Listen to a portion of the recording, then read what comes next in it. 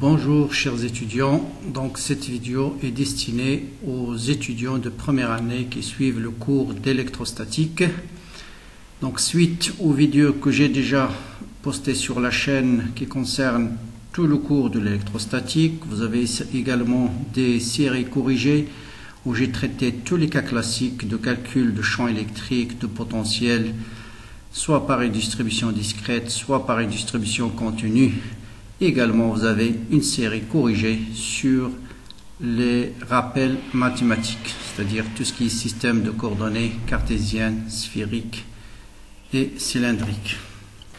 Bien, donc dans cette vidéo, je vous propose un devoir surveillé sur cette première partie d'électrostatique. Donc, je vais vous expliquer l'énoncé et puis le corriger, on le traitera après. Donc, en premier exercice, on va vous demander de s'intéresser au calcul de flux d'un champ électrique. On vous donne un champ électrique, son expression, c'est E est égal à x carré suivant I, suivant l'axe des x, et on vous demande de calculer le flux de ce champ à travers la surface de ce cube. Deuxième question, on déduire la charge intérieure.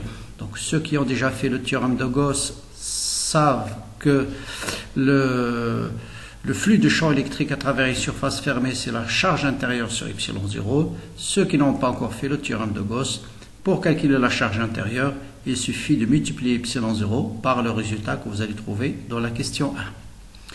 Troisième question, déterminer la charge volumique dans le cube et en déduire la charge totale dans le cube, c'est-à-dire retrouver la valeur qu'on a calculée dans la deuxième question. Donc pour calculer la charge volumique, là aussi, il faut penser à la relation divergence de E égale à ρ sur ε0. Donc ça revient un petit peu au, vous voyez l'intérêt de la vidéo sur les rappels mathématiques. Donc il suffit de calculer la divergence de ce champ et vous allez déterminer la densité de charge volumique. Ensuite, vous calculez son intégrale sur le volume de cube et il faut normalement trouver le même résultat que la question 2. Donc pour l'exercice 2, je vous propose là aussi un calcul de flux, mais cette fois-ci, le flux d'un champ créé par un plan infini. Là, on ne vous demande pas de calculer ce champ, on vous le donne, c'est sigma sur de ε0 sur l'axe Z. Et calculer le flux de ce champ à travers la surface fermée formée par une demi-sphère plus le disque sur lequel s'appuie cette demi-sphère. Donc tout ça, ça constitue une surface fermée. Calculer le flux de ce champ à travers cette surface. Ceux qui ont bien compris la notion de flux doivent directement savoir le résultat avant de le démontrer. Vous voyez que toutes les lignes de champ, les lignes de champ sur l'axe Z qui rentrent dans cette surface, elles ressortent quelque part. Donc le flux sera comment? Et par conséquent, ça vous donnera une idée sur la valeur que vous allez trouver. Pour la question 3, exercice 3 plutôt, je vous propose un calcul direct d'un champ électrique créé cette fois-ci par une densité de charge non uniforme. Donc là aussi, je vous renvoie à la vidéo où j'ai traité le calcul de champ électrique par une distribution continue, la méthode générale, d'accord? Il faut bien suivre la méthode générale qui est d'abord la symétrie. Ensuite, une fois que vous avez déterminé la symétrie, c'est-à-dire la direction du champ électrique créé par cette distribution, deuxième étape, écrire juste le champ créé par un élément de charge d2q. Ensuite, ne calculez que la composante utile, c'est-à-dire la composante non nulle qui est dictée par les règles de symétrie. Et enfin, déduire la valeur du champ au centre.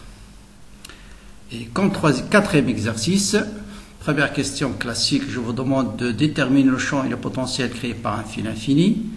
Ensuite, on va prendre deux fils, l'un chargé avec moins lambda, l'autre chargé avec plus lambda. La distance entre les deux, c'est petit a. D'accord? Et puis, on s'intéresse aux propriétés électrostatiques de ces deux fils en un point M repéré par les coordonnées polaires R et θ. Première question, donner le potentiel au point M créé par les deux fils. Ensuite, déterminer la constante d'intégration, sachant qu'on prend l'origine du potentiel au milieu des deux fils, c'est-à-dire au point O. Et on se placera ensuite dans le cadre de l'approximation dipolaire. Là aussi, vous avez toute une vidéo qui traite le dipôle électrique sur la chaîne. Donc, dans le cadre de l'approximation dipolaire, exprimer la distance AM et BM en fonction des coordonnées polaires R et θ et la distance entre les deux fils. et montrer que le potentiel créé par les deux fils s'écrit de cette manière-là. Ensuite, montrer que les deux fils chargés se comportent comme un dipôle électrostatique isolé dont on précisera le moment dipolaire. Et enfin, déduire les composants du champ électrique et leurs modules. Donc voilà un devoir surveillé, essayez de le bien travailler. Bien sûr, l'énoncé en PDF, vous allez la trouver dans la description de la vidéo. Donc à très bientôt pour la solution.